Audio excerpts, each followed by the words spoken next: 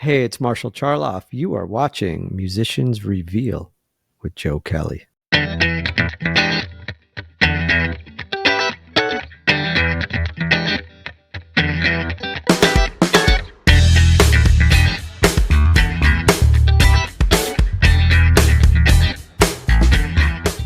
Welcome to another edition of Musicians Reveal. Extremely excited this afternoon because we have a multi-talented musician, producer, plays just about every instrument that's in the studio, and also has his own solo CD, the latest called Next, which is out, standout singles, which are charting extremely well. He also is a performer with the Purple Xperience, his tribute to Prince, and also does the Purple piano, just himself, a microphone and piano.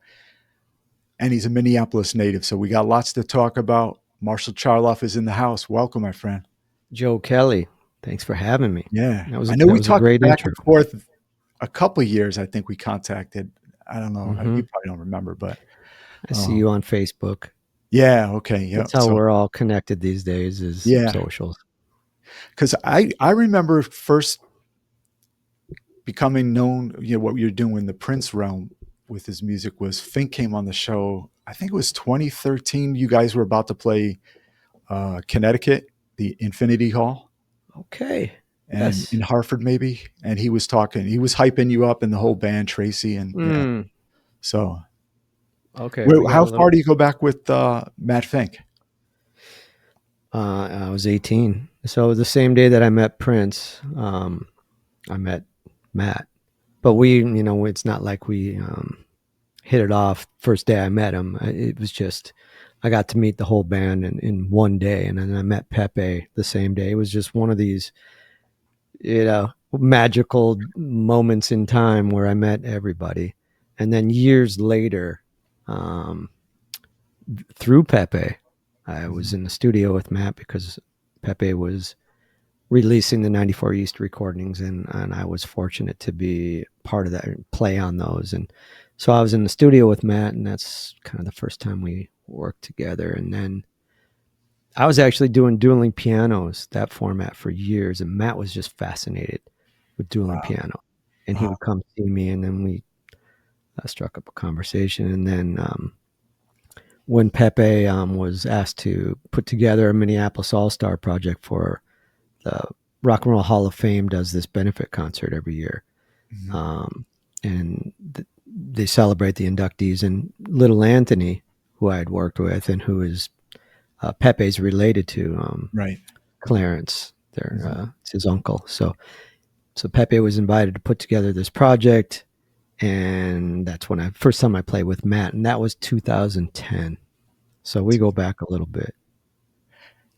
I'm trying to recall, did he get any inkling from conversations with Prince how he felt about you guys going out and doing his Um, music?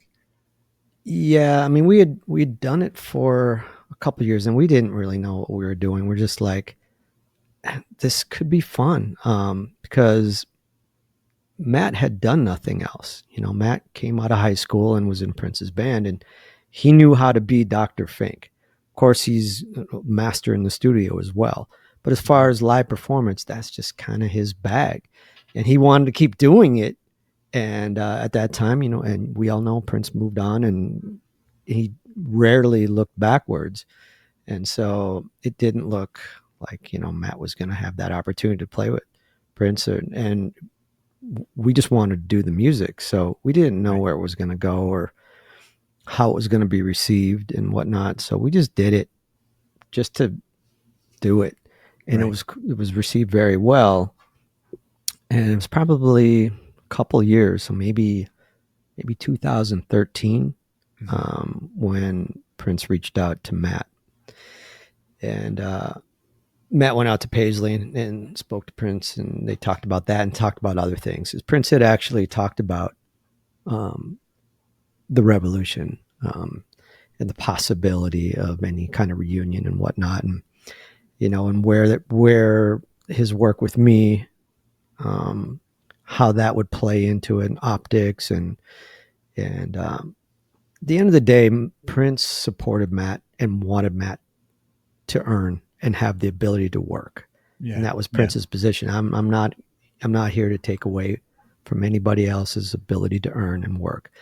Uh, be mindful of the legacy. This was kind of Prince's what he left Matt with, and please make it about the music.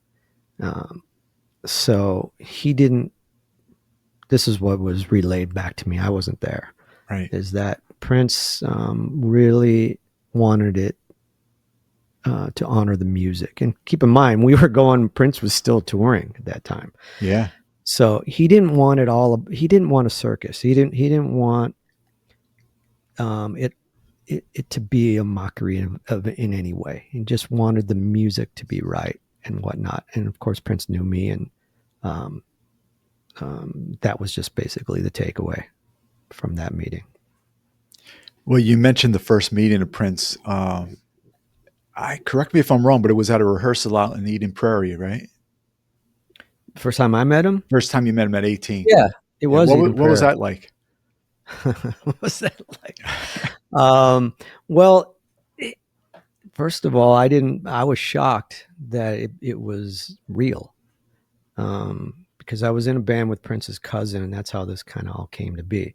And we were doing Cool in the Gang. We were trying to be a Cool in the Gang tribute show way back before everybody was doing tributes.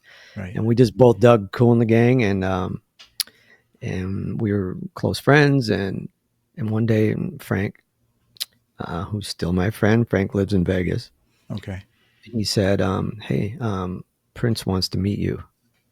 Oh, okay, sure. Prince wants to meet me. Yeah, why wouldn't he? And I didn't think this, I thought it was all BS. Right. And he's like, so we're going to go out and hang out with him. Oh, okay. That's sure. Yeah, let's go hang out with him. I had nothing better to do, right? So, I mean, I didn't think it was real. So I'm like, yeah, let's go drive to Eden Prairie and see what happens. And I pulled up and he was outside. So the timing was perfect because they were on a break. So Prince took that opportunity to go sit out on, it's just an industrial park. There's just a bunch of trucks coming and going and warehouses. And he was, settled in within those warehouses. And just on the front lawn, he just set up a picnic, and he had a couple gals with him, French gals. And I pulled up, and he excused himself and came over to say hello, and I was introduced to him properly, and it started off just kind of like a normal type of introduction that you would expect, and then I was invited in. That's when I met everybody, the Revolution and whatnot, and so it was pretty crazy. Yeah. Kind of a trajectory. It was like, okay, from that moment on, I was on this path. Okay, now you're on this one, and I've kind of been on that one ever since. So It that was must have pivotal. been around the time of the parade era. Yeah, Yeah. it hadn't come out yet, because the first thing he ever said to me, the question he asked me was, "Do you lie?" Oh, there you go.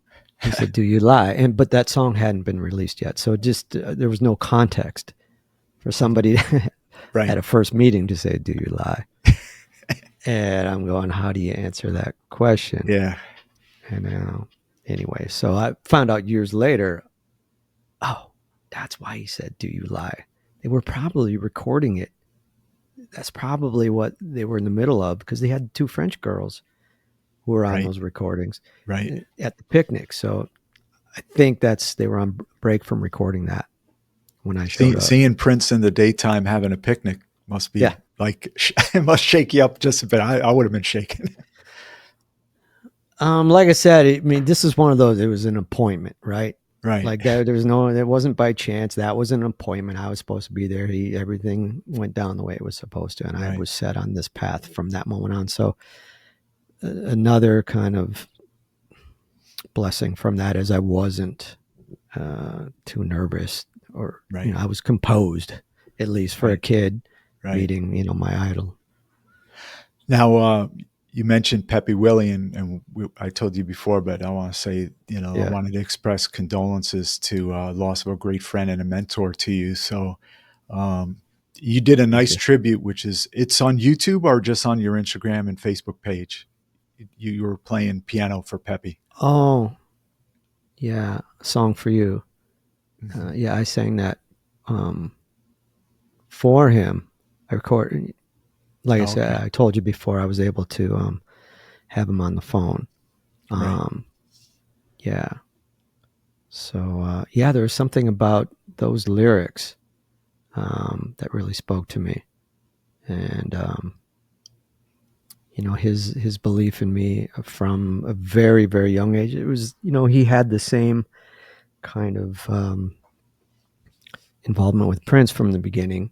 Mm-hmm. Is he nurtured that talent and believed in him, believed in Prince, before it was, a worldwide phenomenon. And he did the same for me. Of course, I didn't quite reach the same level as Prince, but he did the same for me, had the same faith in me and belief in me, and has been there and my mentor and one of my best friends for most of my life. Did he ever take you out on the golf course? He did, but I'm garbage. I can't play, so I would just hang out for the hang, and that For was the it. hang, yeah. Yeah, but Yeah. I but remember but I couldn't hang. yeah, he said I think he was making he lived out in Maple Grove instead of Oh, Maple Grove. He used to call it Maple Grove. I like that. Yeah, I I think he said that when Christy and Marcy were on the show with him. I never heard him say that. Yeah. So Maple Grove. we talked about the new album next, which released earlier this year. But you've released singles. I think you're on the third single, right? Coming up Mm, we're just on two now. two. Okay, There's been two released about every couple months, 2.5 months. A new one's released. January, the whole album will be released. okay, and that's where do you want people to go to buy the singles? Nobody buys anything anymore. You know that, Joe. Right, But that's true. everything's online. But we did do it a little differently, where you can do this. What do we call it? Pay what you wish. So if you go to Oh, my okay. website, marshallcharloff.com, We'll have the link all in description and beautiful. everything. Yeah. So if you don't want to wait till January to hear the full album, you go to marshallcharloff.com. You can buy. Oh, hold on a second. Watch this. Okay. You can get this thing, Oh yeah, yeah. The vinyl. Wow, that's smooth. Yeah. vinyl, or you can get the CD, or you can do this pay what you wish thing where you get an instant download, and you can put in as little as $1. Put in $1, you get the full album right now. Wow, that's pretty good. Yeah. Yeah, Wait, and then you got to come to the show and support an independent musician. That's the catch.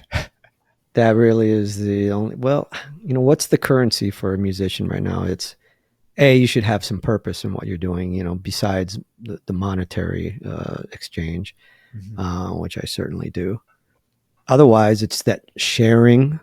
When an artist releases some music, you share it and get it out there so that it gets exposure. That's the other currency. Um, and live, yeah, like you said, merch and live store, and that's about it. Yeah.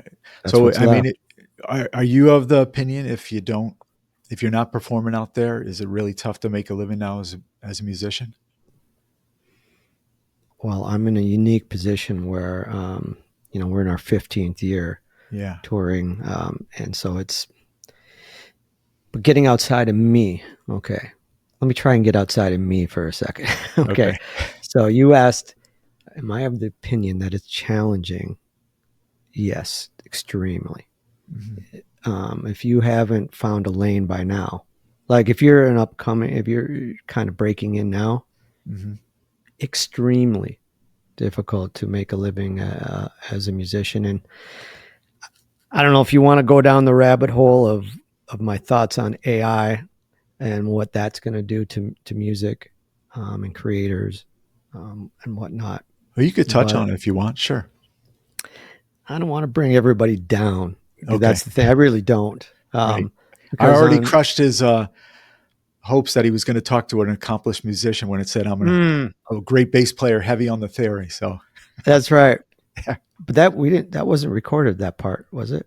No, no, yeah. You want to Oh, you that would be a funny story to tell about oh, AI. just real quick. Just Yeah. before I came on the show, I wanted to do a somewhat deep dive on Joe so that I could be prepared for the interview. And so I ran it through Chat GPT and said, "What do you know about Musicians Reveal and Joe Kelley?" And it was, "Oh, you're gonna." And of course, my chat knows me because remembers all our previous conversations, so it knows me very well. So Okay. it's like, "Oh, Marshall, you're gonna love it. Joe's a Joe's a bass player. He's a theory nerd. You guys are going to go into all kinds of music construction, and he's going to want to know, your compositional style, etc. He's a very accomplished bass player in his own right, and you guys are just going to hit it off." And so that's what. So it lied to me. Or I could have Do lied and you went with lie? it. Yeah. Do you You could lie? have lied. It's a theme. The answer, yes.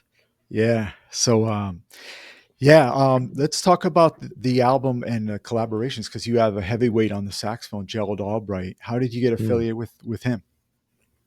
I got another heavyweight on there on that track also. Okay. Petar Janich, Oh yeah, from Corey's band, right? Corey's band, Right. who we are friends, and he's done many shows with us, subbing for our drummer. So he's done the Purple Xperience shows with us over the years.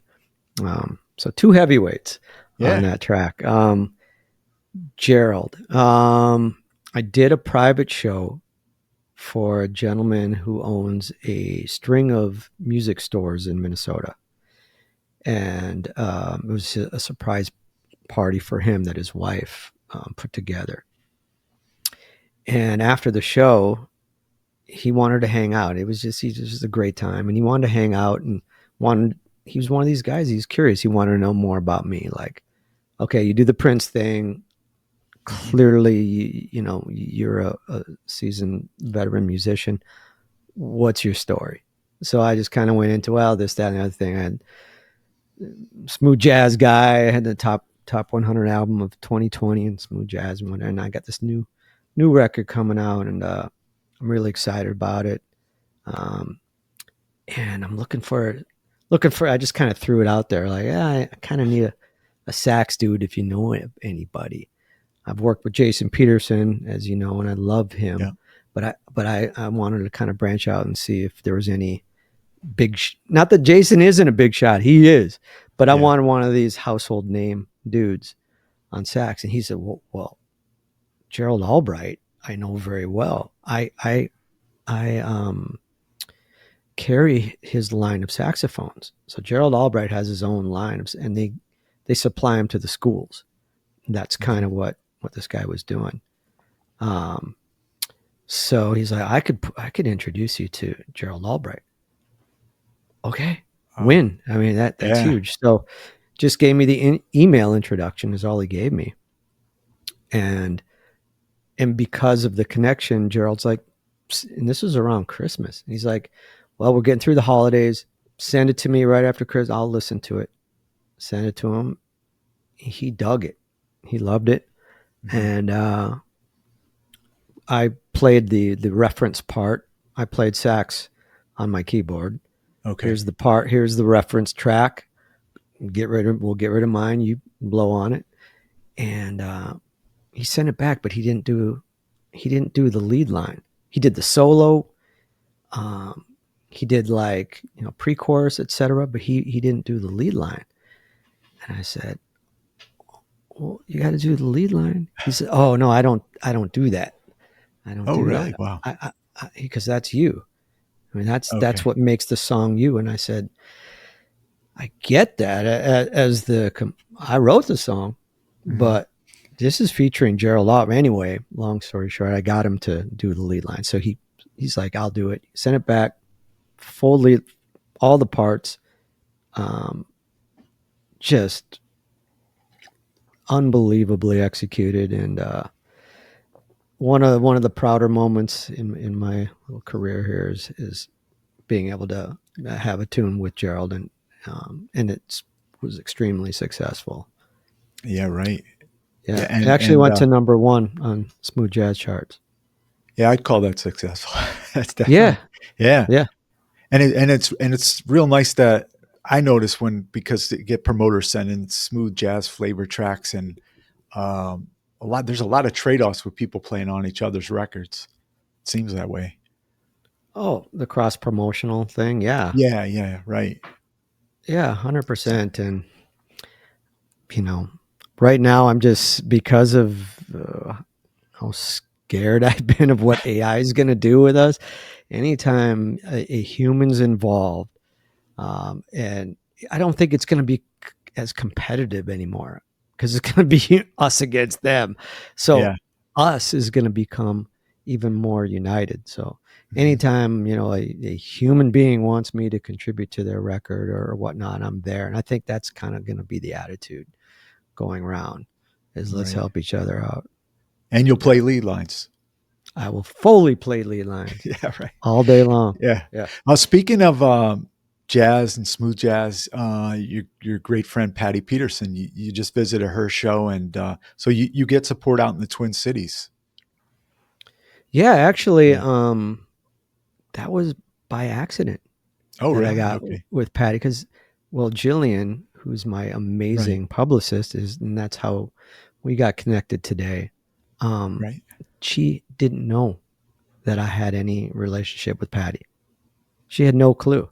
So Mhm. she said, "Hey, I got this interview with someone named Patty Peterson, the Minnesota Jazz '88." I'm like, Patty of the Patty Right. Peter? Did you? I mean, we're friends. And she's like, Right. "No, I had no idea." I said, "Oh my God, that's a strong yes. Let's do that." Right. So, but yeah, I I get support all over the country, but yeah, definitely at home. And with Patty, that was awesome. I loved Right. it. And the thing is, I'm a huge fan of the Peterson family. Huge, probably one of the biggest of the Mhm. Peterson family. So here we are trying to have an interview, and we're supposed to. At that time, I had just released Eccentric with Gerald Albright, and so that's what we're supposed to talk about. Right. The Like most of the interview, we talked about the Peterson family. Right. Yeah. And she's supposed to be interviewing me, and I'm just like asking questions, and Right. we're just talking about her family and her brothers and whatnot. Yeah. They're Yeah, all still going strong, creating music, and it's funny. I aired Jeannie Arlen Peterson, and I only interviewed her once, but I put up the interview, and I think I think Vanessa was JPD's sister yeah. was listening. She goes, "Oh, that's so cute. Grandma had a cold when she was interviewed." So it was Oh cool. They got wow, to hear on the air. right on. Yeah, Yeah, just a history there. there you That go. family You is got it. You crazy. got the project. You got to Mm. when you get a free breath, which you don't get too often because you're on the road a lot. The Petersons, you maybe put some together. Oh, I'm gonna do it. No, What am no, I gonna do? I put my faith in you that maybe you can put something together. Oh man, if I you're right. If I had that, I think somebody. I'll put this out there. I can't believe that nobody has done a documentary, and I'm quite serious. Netflix, HBO. I don't. Whoever's listening to this, I am dead serious. You're insane. If I had the ability to go out and if I was a documentary filmmaker, I Mhm. would I would make time to go do that. That would be, I Yeah, don't care who you are. I mean, that is good. I was gonna say good TV, but that's just good content yeah, to yeah. to just the lineage of that family and the successes individually and collaboratively. It's not normal. No, And, no. and they're sweet people, and they're great people, and they give back to their community, and they're involved heavily in their community and their church, and they're just great people. Have you been downstairs to the basement down there? No, Oh, no, I okay. have not. No, I've Yeah. seen all the videos, Yeah, but I have yeah. not His been. mom's old house. Yeah. Yep. Yeah.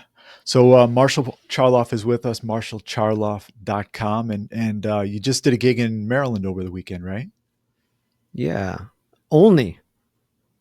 Only. That's what it's Okay. called. Okay. Oh, Only. I know. Not only, but OLNEY. so was that with the full band, the Purple Full band. Experience? Full band. Okay. Yeah. Yeah. So you got a lot on your shoulders well, for both concerts. But let me ask you first about the Purple Xperience. You know, performing as a tribute to Prince, the look, Hmm. the instruments, selection of music. How did you get this into effect and to this day? What was the process like? Um, as far as yeah, how did it come? Well, you know how it came together it was formed by Matt and myself. Pepe really put us together, and that was the impetus. But once we got it rolling, we did the hits.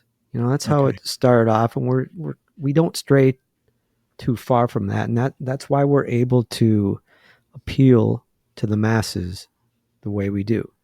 So the hardcore folks, Hmm. we're giving them. They're not disappointed either, because you know they don't necessarily want to hear Purple Rain and Let's Go Crazy in Yeah, we '99. You know, want something a little off track. Yeah. there's so many songs, there's thousands of songs, so like, you know, and they all have their favorites. And can you go a little bit deeper?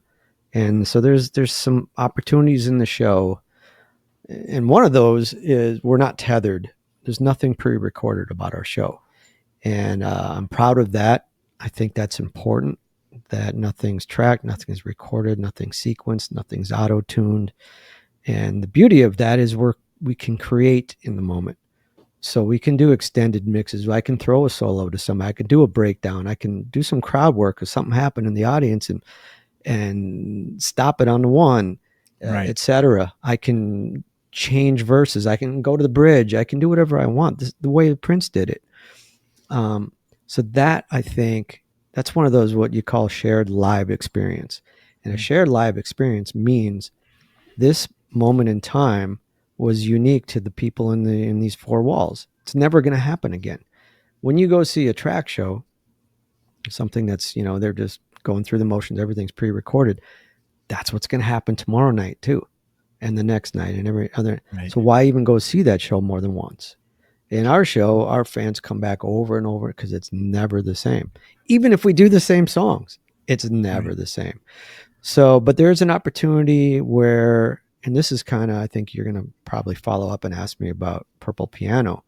And so Mhm. I'll kind of set that up here. Is in the show, there was a segment, even from the beginning, where I would sit at the piano and the band would actually leave the stage and leave me out there. Okay.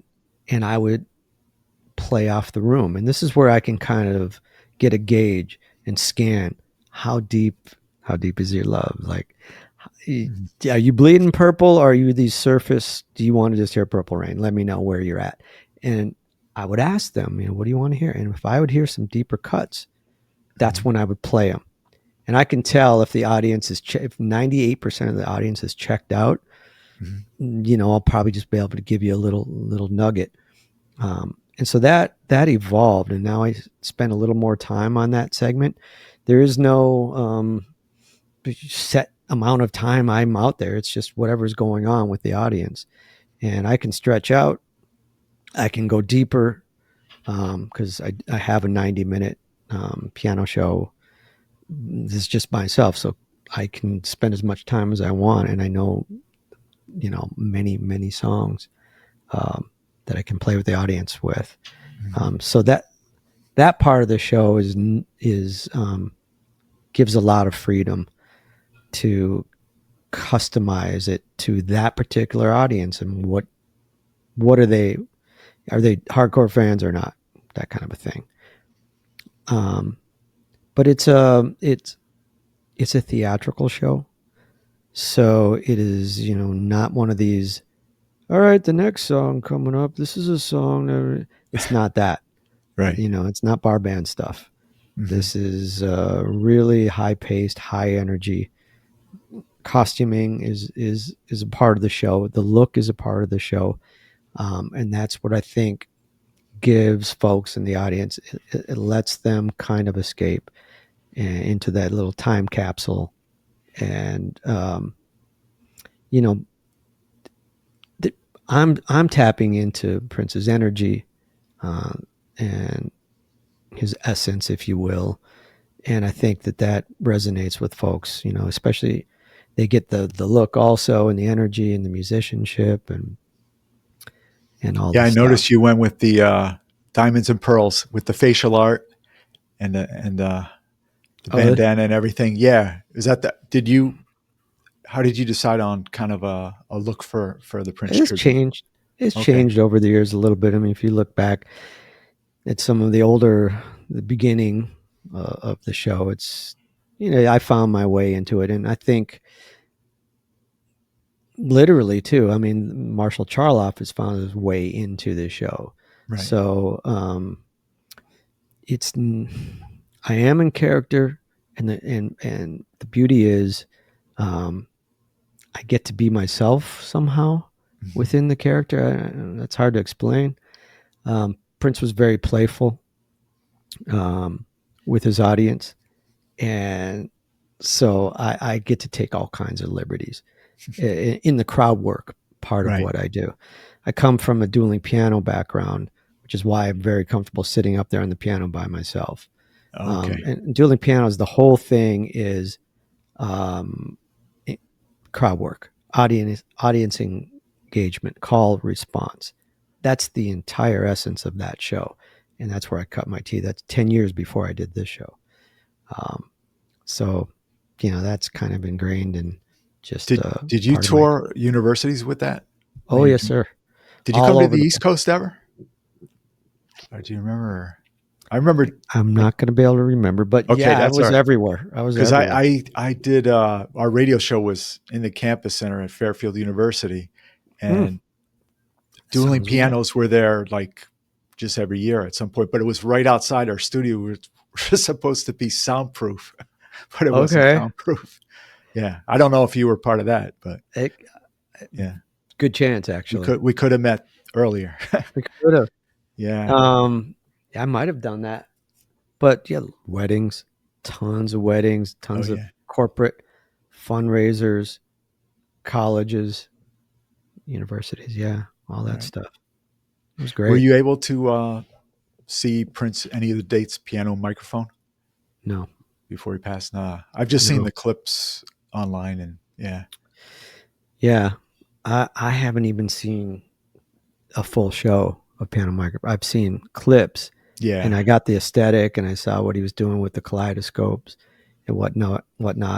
And really, it was just kind of mood setting right. environment. And that's what I do in my one man show for the most part. Although there's more storytelling Hmm. in my show, and I do break character because I can talk about my meetings with Prince and the different things that he's instilled in me, and touring with Matt and Dr. Fink, and I get to tell stories in the show. So clearly, although I'm still going with the aesthetic and the look. I'm I'm not I'm not portraying I'm Prince up here. I'm Right. very You're playing. much, yeah, I'm Yeah, myself. So and you got a stellar band. You want to mention some of the players in there sure, in the Purple Experience? sure. Ron Caron on drums.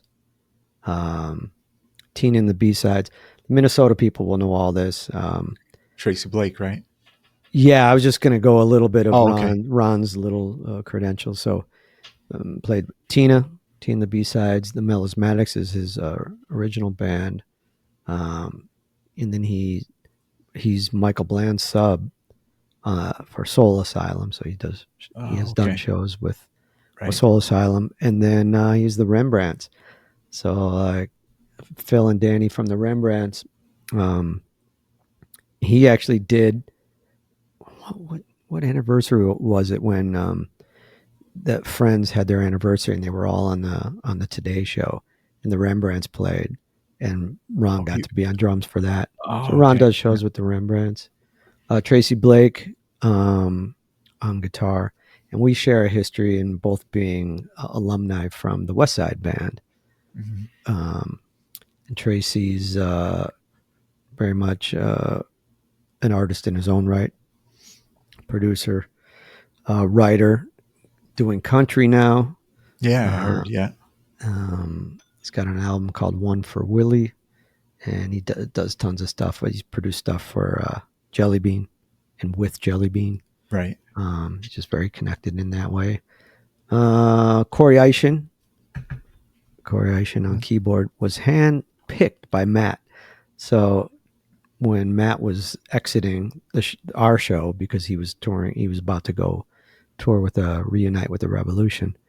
He said, "What about let's get Corey Eishin to fill in for me, take my spot." I didn't even know who Corey was, so that was a great suggestion. Corey also does sub work and plays with NPG. And when NPG goes on to this day, when NPG goes on tour, when the Revolution goes on tour, Corey Eishin gets the phone call because he is a genius sound designer. Oh, okay. So, if you want it to sound like the record, where do you get those sounds? How do you get that Oberheim, or how do you get the whatever the patch needs to be, or that snare sound, or that whatever? Corey is the one that can engineer that and create that sound. So he's really been vital to those folks, and just supplying them with different sound banks and helping them with their shows. But then he also subs and plays with NPG, and he's a producer also. And who else? Ron Long. He's a bad man. I was telling you, Victor Wooten. Oh, yeah, yeah. Yep. So Ron and I went to go see Victor Wooten in New York. And I knew Ron was one of the best bass players in the world. But when Victor Wooten basically says that in my presence, I went, "Oh, okay." I'm playing one of the, because we all know Victor is one of the best, if not the best in the world. And he just told me my guy is one of the best in the world. So he plays, he's toured with Christina Aguilera, LL Cool J, the Backstreet Boys, 98 Degrees. He was instrumental in a band called High Five back in the 90s. They were huge. Oh, yeah, I remember them. Did all those stadium tours with them. Yeah. It goes on and on. And presently, besides full-time playing with me, is he does urban classics. So when Michael Bland does that show, Earth, Wind, and Fire, he'll do that. So basically, Ron's on all those gigs when available. They try and work around our schedule, but yeah, he's just really gifted on next level, as is everybody in my band. So it's a joy, it's a pleasure, it's an honor, and we'll keep doing it as long as we can. And if you need a sub on bass, you're looking right at it. Yeah, just ask ChatGPT. Yeah, that's right. Yeah. You're the man. So you got you're out in Texas right now? I'm in Texas right now. Yeah, what part of Texas? Austin. Okay, music town. My brother lives in Dallas area. Yeah. Okay. But Texas, huge place. We were just we just did Arlington. Oh, okay. So that's that. Yeah, that was right area. There. I could have hooked them up. Yeah. Well, I'm sure you're going to be heading towards 20 years doing this, hopefully, or more. Well, I joke that if maybe at some point we got to retire, right? At some point we got to retire. And then what's going to happen? We'll probably come back for 50th, because it's, what are we at? 41st reunion anniversary of Purple Rain. That's right. 50th. Yeah. It's like, all right, we're going to come back. It's going to be called the Purple Cane Tour. We're going to come out there in our walkers. Right. And we're going to do the Purple Cane Tour. So that's only 9 years away, the Purple Cane Tour. Yeah. Hopefully we all stay intact, and however we get there, we'll be there for it.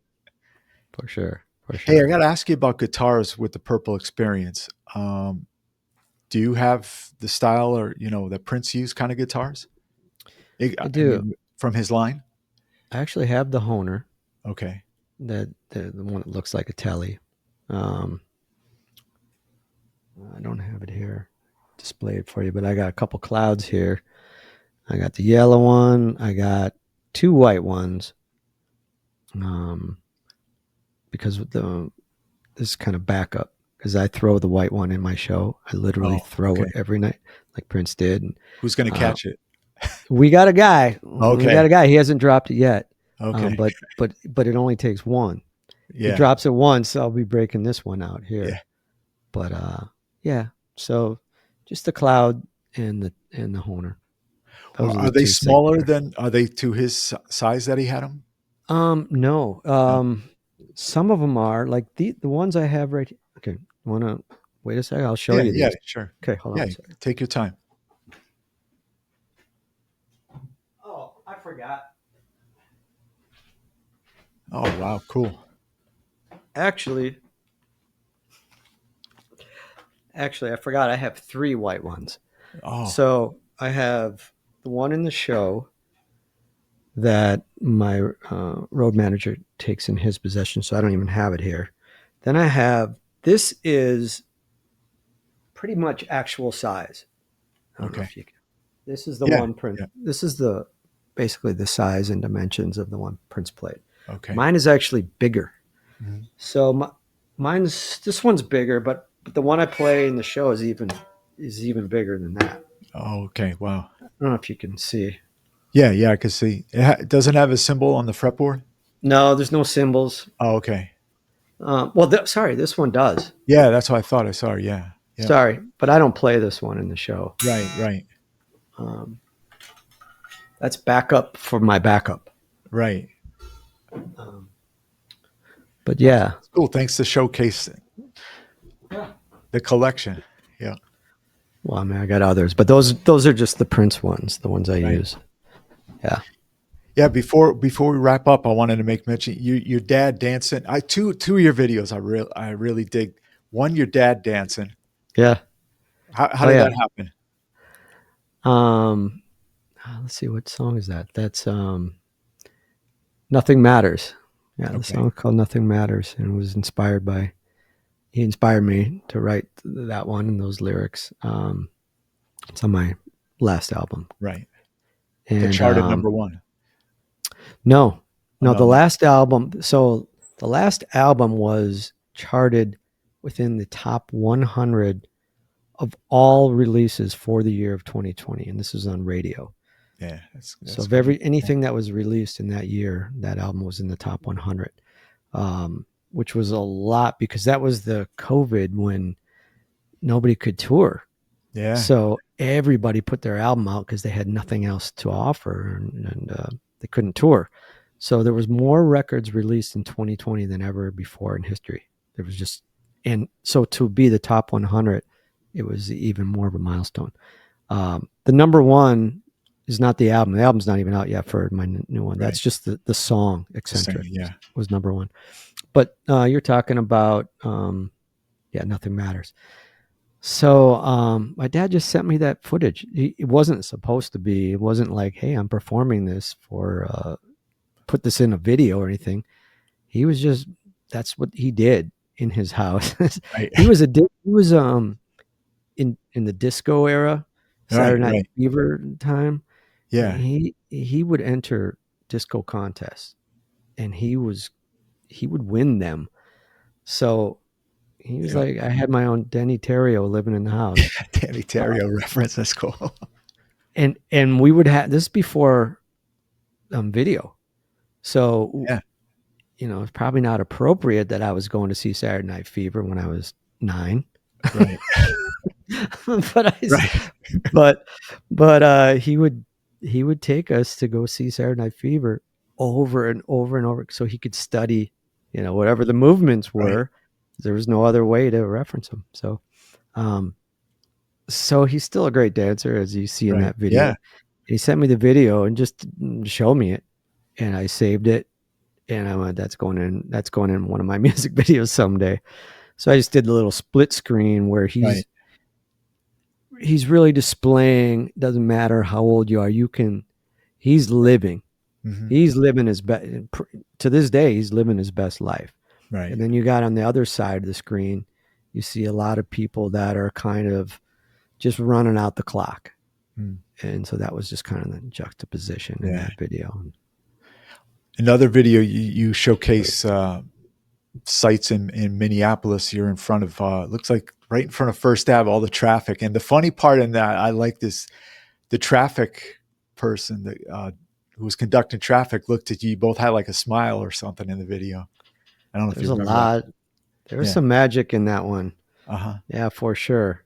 Um, if you look at the billboard on top of First Avenue in that, if you look at on the bottom, it says "What If." That's the name of the song. Right. If you look at that billboard, you'll be like, "What is going on?" Yeah. Yeah, there's some crazy stuff in that video. I have to go watch that again. It's been a Yeah. minute, but All up on YouTube, and you can also look for a lot of videos for the Purple Experience and Purple Piano, and get the new music. Pay what you can, or empty out the retirement account to support independent music. The album's called Next, released early in the next year, right? the full album This is year, yeah yeah, January. right. But yeah, MarshallCharloff.com if you want to get physical copy, or that you can download it instantly on the pay what you wish thing. Right.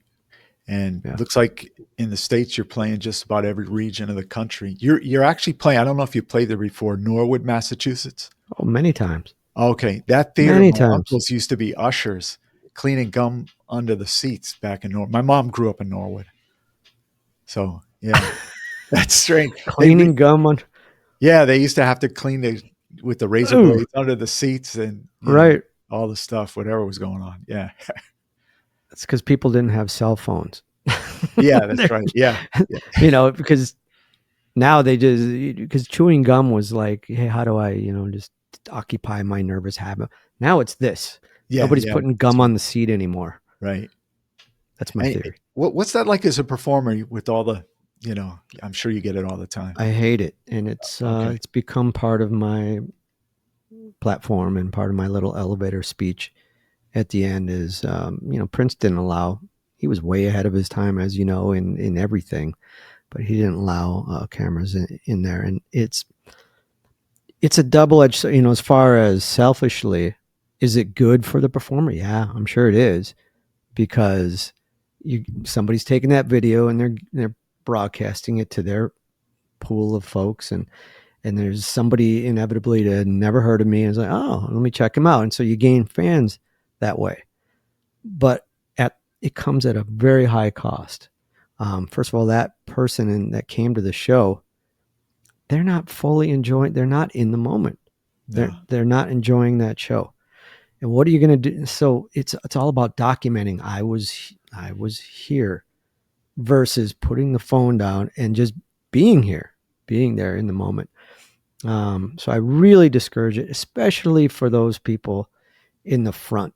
Like, you're right here. You can't get Yeah. any better. You're in the front row. Let's have Yeah. some fun. Let's connect with each other, because I operate off of energy.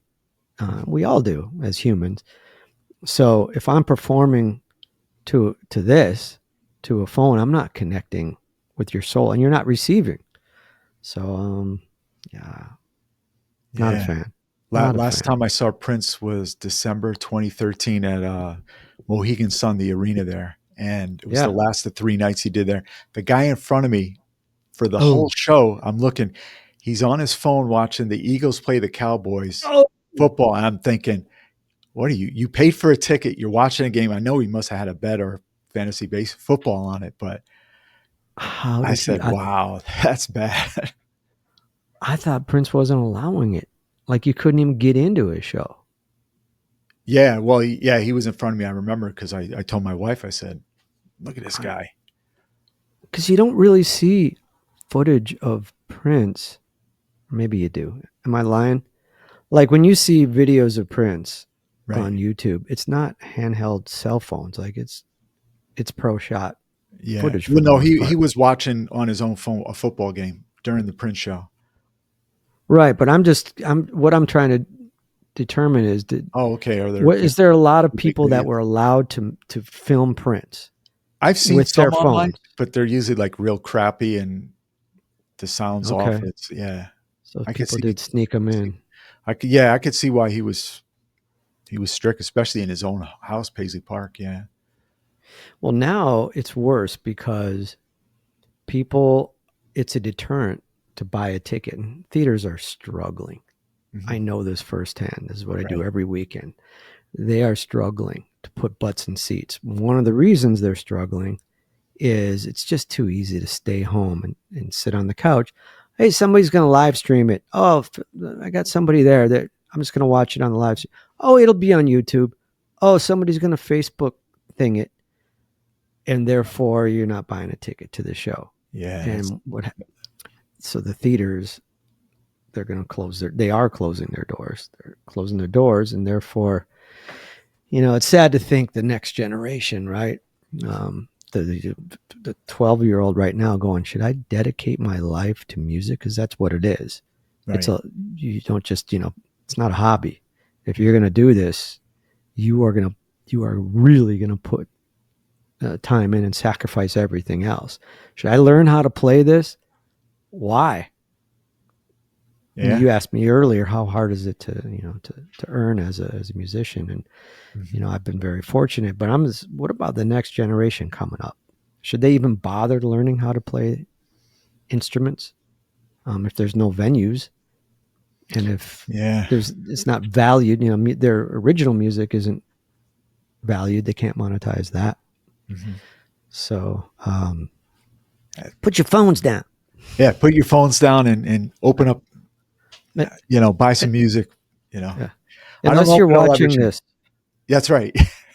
If you're watching this on your phone, don't put your phone down. That's okay. That's it. Yeah. Thanks for the plug. Yeah. So marshallcharloff.com, next the album and tons of show, Purple Xperience and Purple Piano. He's out on the road. All the dates are listed on there, and sign up for his mailing list. And do you do a meet and greet at any of the shows?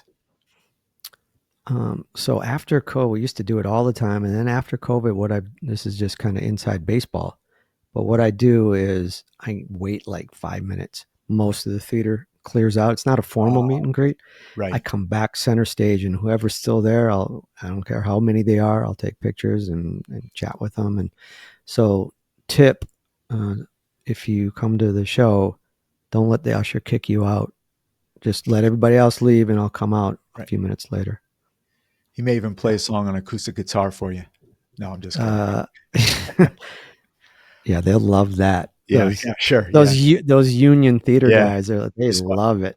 Yeah, when I used to DJ party, sort of like when they're starting to give you the look when you're wrapping up your equipment, it's like, okay, I better hustle out of this place.